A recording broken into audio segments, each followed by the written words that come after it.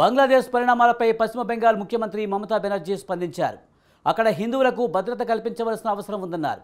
బంగ్లాదేశ్ వ్యవహారాల్లో ఐక్యరాజ్యసమితి జోక్యం చేసుకోవాలన్నారు. ఈ విషయంలో ప్రధాని నరేంద్ర మోడీ చొరవ చూపాలని మమత కోరారు.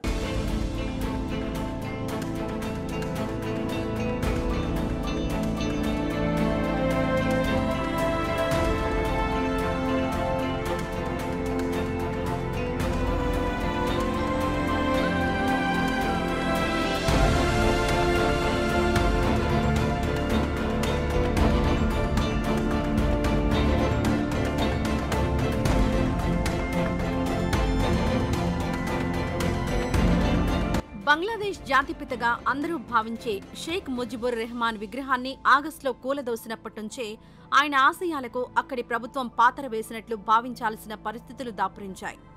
బంగ్లాదేశ్ ప్రభుత్వం అగ్నిగుండంగా మారింది.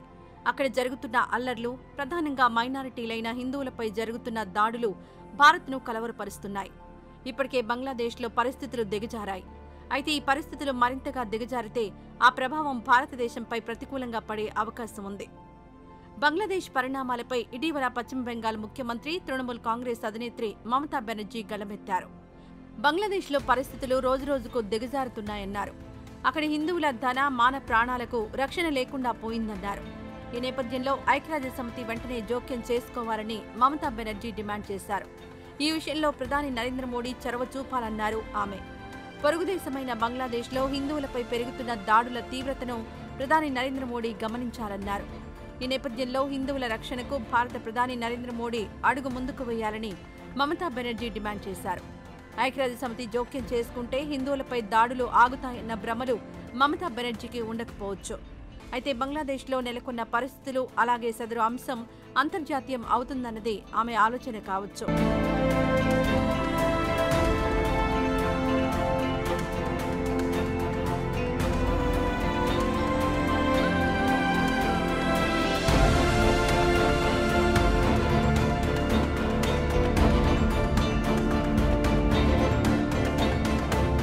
బంగ్లాదేశ్లో నెలకొన్న పరిస్థితులు ఏమాత్రం ఉపేక్షించదగ్గవి కావు.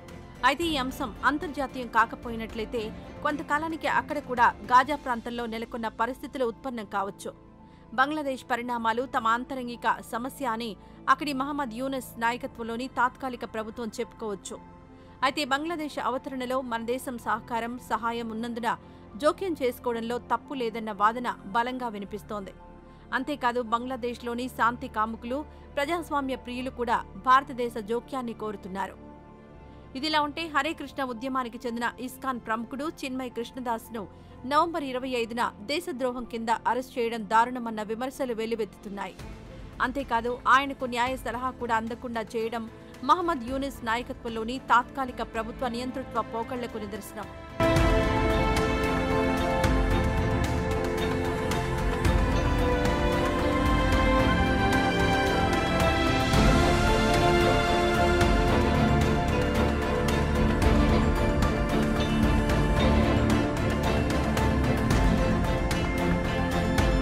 చిన్మయ్ కృష్ణదాస్ తరపున వాదించడానికి ముందుకొచ్చిన ప్రభుత్వ న్యాయవాదిపై అల్లరి మూకలు దాడి చేశాయి.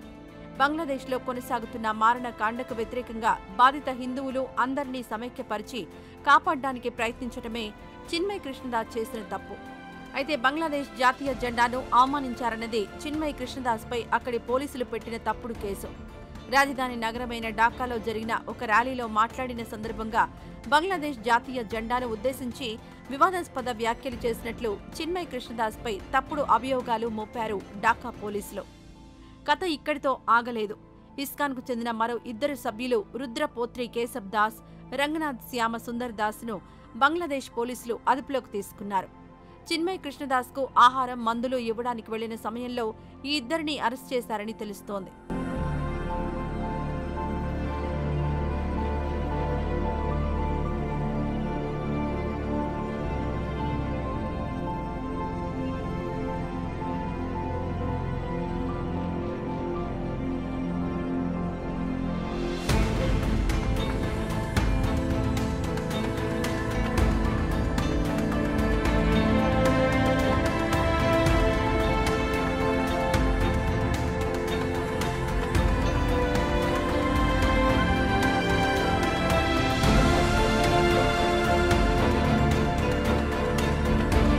ఈ ఇద్దరు ఇస్కాన్ సభ్యులను బంగ్లాదేశ్ పోలీసులు అరెస్ట్ చేయడాన్ని కేంద్ర మంత్రి, పశ్చిమ బెంగాల్ బీజేపీ చీఫ్ సుకాంతా మజుందార్ తీవ్రంగా ఖండించారు. బంగ్లాదేశ్ ప్రభుత్వం న్యాయ ఉల్లంఘనకు పాల్పడుతోందని ఆయన నిప్పులు చెరిగారు. అరెస్ట్ చేసిన ఇస్కాన్ సభ్యులు రుద్రపోత్రి, కేశబ్ దాస్, రంగనాథ్ శ్యామసుందర్ దాస్ను వెంటనే విడుదల చేయాలని డిమాండ్ చేశారు. బంగ్లాదేశ్లోని హిందూ ఆధ్యాత్మికవాదులు, హిందూ మైనారిటీలపై జరుగుతున్న దాడులు తీవ్ర ఆందోళన కలిగిస్తున్నాయంటూ సుకాంతా మజుందార్ ఎక్స్లో పోస్ట్ పెట్టారు. కాగా ఇస్కాన్ ప్రతినిధుల ఇండ్లపై కూడా కొంతమంది దుండగులు దాడులు చేస్తున్నారు. హిందువులను లక్ష్యంగా చేసుకుని బంగ్లాదేశ్లో ఇస్లామిక్ తీవ్రవాదులు దాడులు చేస్తున్నట్లు పెద్ద ఎత్తున విమర్శలొస్తున్నాయి. ఇదిలా ఉంటే బంగ్లాదేశ్లో హిందువుల ధన, మాన, ప్రాణాలకు ఏమాత్రం రక్షణ లేదంటూ మాజీ ప్రధాని, అవామీ లీగ్ నాయకురాలు షేక్ హసీనా ఇటీవల స్వయంగా ఆరోపించారు. బంగ్లాదేశ్లో తనను పదవీచ్యుతురాలిని చేసిన తర్వాత జరిగిన అల్లర్లు, దాడులు, హత్యలకు తాత్కాలిక ప్రభుత్వానికి నాయకత్వం వహిస్తున్న మహమ్మద్ యూనసే బాధ్యత వహించాలంటూ ఇటీవల ఆమె సంచలన వ్యాఖ్యలు చేశారు. షేక్ హసీనా చేసిన ఈ ఆరోపణలను తేలిగ్గా తీసుకోరాదని చాలా మంది భారతీయులు అభిప్రాయపడుతున్నారు.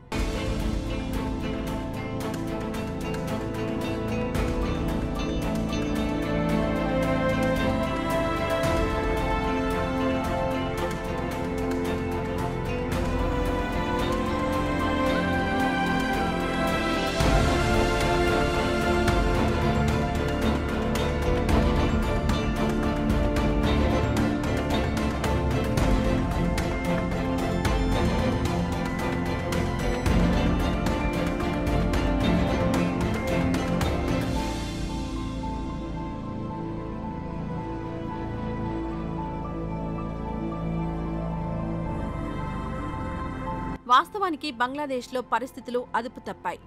అయితే మహమ్మద్ యూనస్ నాయకత్వంలోని తాత్కాలిక ప్రభుత్వానికి ఎటువంటి అధికారాలు లేవు.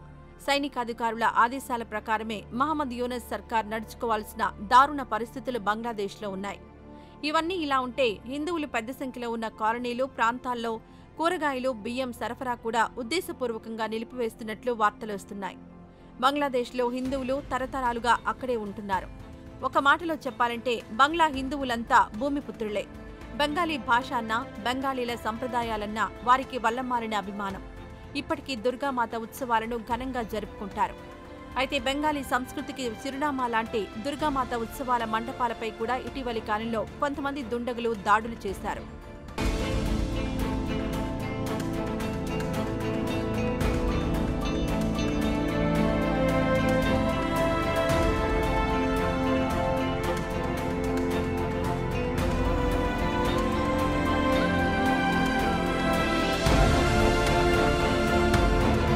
బంగ్లాదేశ్లో హిందువుల మతపరమైన కార్యక్రమాలకు గతంలో స్వేచ్ఛ ఉండేది.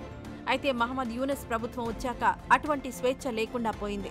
బంగ్లాదేశ్ను ఇస్లామిక్ రిపబ్లిక్గా చేయాలన్న డిమాండ్ కూడా ఊపందుకుంటోంది.